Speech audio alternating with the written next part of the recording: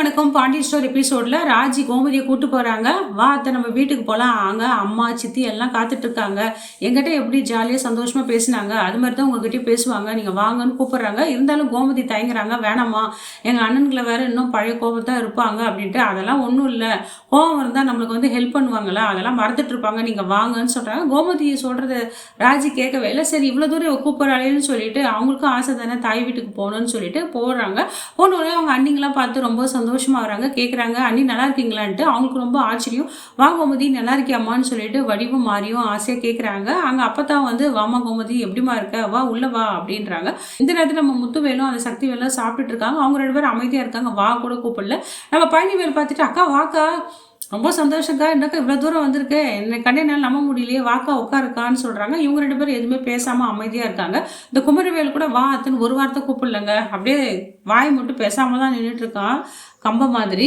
கோமதியே கேட்குறாங்க, நல்லா இருக்கீங்களாண்ணா, அண்ணா நல்லா இருக்கீங்களான்னு சொல்லிட்டு இந்த முத்துவேல் சக்திவேல்கிட்ட கேட்டுட்டு இருக்காங்க. அவங்க வந்து எதுவுமே வாய்த்தக அப்படின்ட்டு ஒரு மாதிரியா அவன் குரலை கொடுத்துட்ருக்கான் இந்த சக்திவேலு. ஆனால் எனக்காக ரொம்ப நன்றிண்ணா, எங்கள் குடும்பத்துக்காக வந்து நீங்கள் கோர்ட்டு கேஸுன்னு எதுவும் ஆகாமல் வந்து ஹெல்ப் பண்ணீங்க, ரொம்ப நன்றிண்ணா, இதை நான் மறக்கவே மாட்டேன் அப்படின்றாங்க. அதனால் எங்கள் வீட்டுக்கு வந்து என் கையால் ஆசையாக இருக்குண்ணா, சமைச்சு போடுறேன், எங்கள் வீட்டுக்கு நீங்கள் வந்து சாப்பிட்ணுன்னு கேட்குறாங்க. இது சொன்ன உடனே படானி வந்து நம்ம இந்த தடிமாடு சக்திவேல் என்ன பண்ணுறான், என்னது உன் வீட்டுக்கு நாங்கள் விருந்து வரணுமா, எந்த தைரியத்தில் நீ ஃபஸ்ட்டு நீ உள்ளே வந்த, ஏதோ அன்னைக்கு நீ ஆபத்தில் இருந்த, ஒரு கஷ்ட காலத்தில் இருந்த, போலீஸ் ஸ்டேஷனு கோர்ட்டில் ஏறக்கூடாதுன்னு சொல்லிட்டு ஏதோ ரத்த பாசன்னு சொல்லிட்டு நாங்கள் வந்து உனக்கு ஹெல்ப் பண்ணால் அதையே சாக்கா வச்சுட்டு உள்ளே வந்துடுவிய, நாங்கள்லாம் நீ பண்ணதை மறந்துடுன்னு நினச்சிக்கிட்டியா, இந்த வீட்டை அவமானப்படுத்திட்டு போன ஓடுகாலி தானே நீ, உன்னால் எங்களால் வெளியே தலை காட்டவே முடியல, அதெல்லாம் நீ மறந்துட்டுருப்ப, நாங்கள் மறக்கணுமா, எப்படி உனக்கு வெக்கமா இல்லை, வீட்டுக்குள்ளே வரேன்னு கேட்குறாங்க.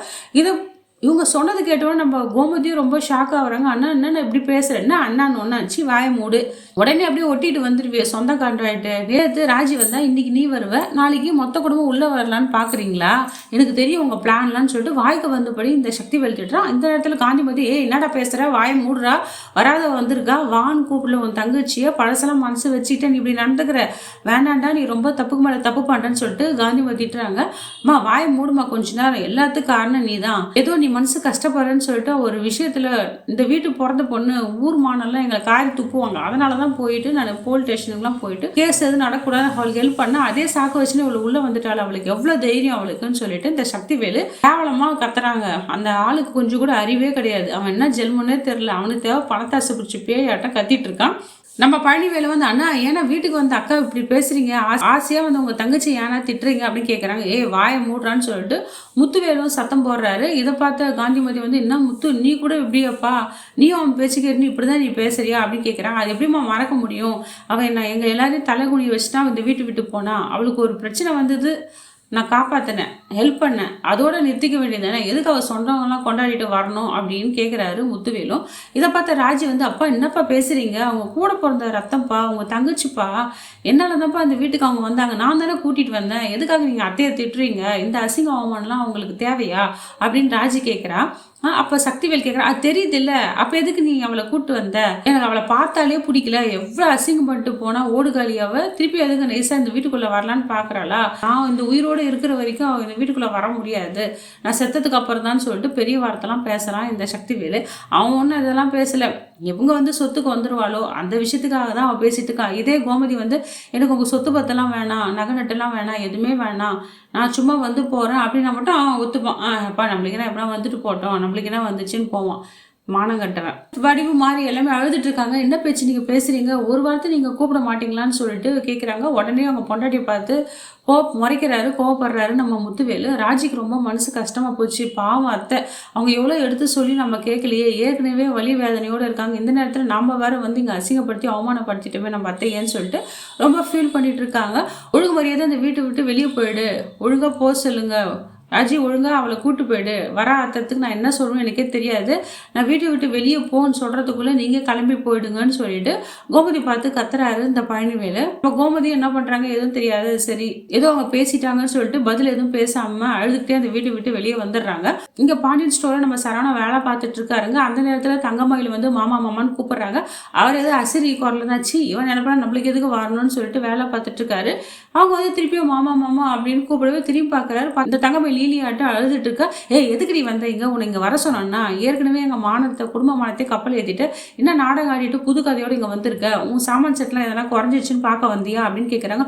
அச்சோ மாமா அதெல்லாம் இல்லை மாமா, எதுக்கு நீங்கள் சாமான் செட்லாம் கொடுத்து அமிச்சிங்க, பின்ன அதை வச்சு என்னை விளையாட சொல்லியா, உங்க கூட குடும்ப நடத்த சொல்கிறியான்னு சொல்லிட்டு இந்த சரவணன் கேட்குறாரு. இல்லை மாமா நான் அவங்க கூட வாழணும், அதனால தான் வந்தேன், இதான் என் வீடுன்றாங்க. அம்மா தாயை உன்னை கையெடுத்து கும்பிட்றேன், தயவு செஞ்சு நீங்கள் இருந்து போயிடு, எங்களை கோர்ட்டு கேஸுன்னு மாட்டி விட்டு ஜெயிலுக்கு அமிச்சிட்டு ஒன்றுமே தெரியாத மாதிரி வந்து நிற்கிற, உங்க கூட வாழறதும் இந்த செவரு கூட இருக்கிறதும் ஒன்று தான், தயவு செஞ்சு இங்கேருந்து போயிடுன்னு திட்டுறாரு.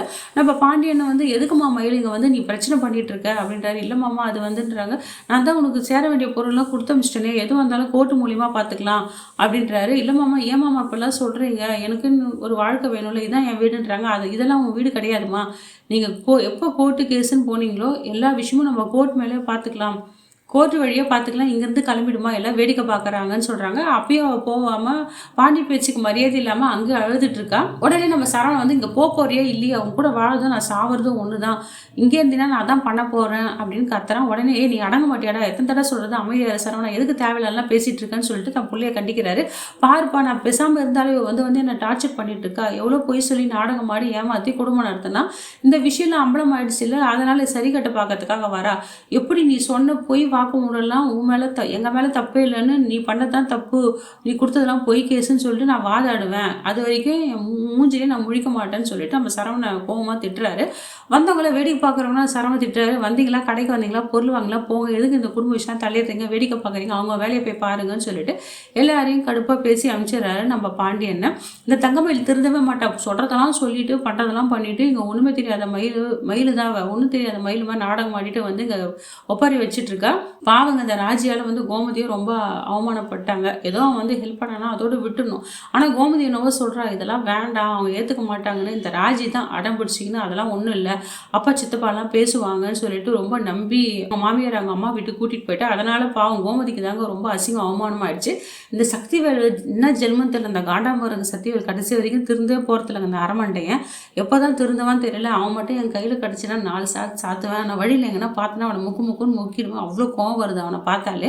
ஒரு தாய் பொண்ணோட பாசம் வந்து எவ்வளோ உயர்ந்ததுன்னு தெரியல, அதை பிரிக்க பார்க்குறான் இவன். எல்லாம் சொத்துக்காக தான் பேராசை பிடிச்சவன், அவனை பிடிச்சி என்ன பண்ணுறதுனே எனக்கு தெரியல மக்களே. அவ்வளோ ஆத்திரம் வருது இந்த சக்திவேலை பார்த்தாலே. இந்த வீடியோ உங்களுக்கு பிடிச்சிருந்தா மக்களே லைக் அண்ட் ஷேர் கமெண்ட் பண்ணுங்கள். அடுத்த வர வீடியோ உங்களை சந்திக்கிறேன். நன்றி, வணக்கம்.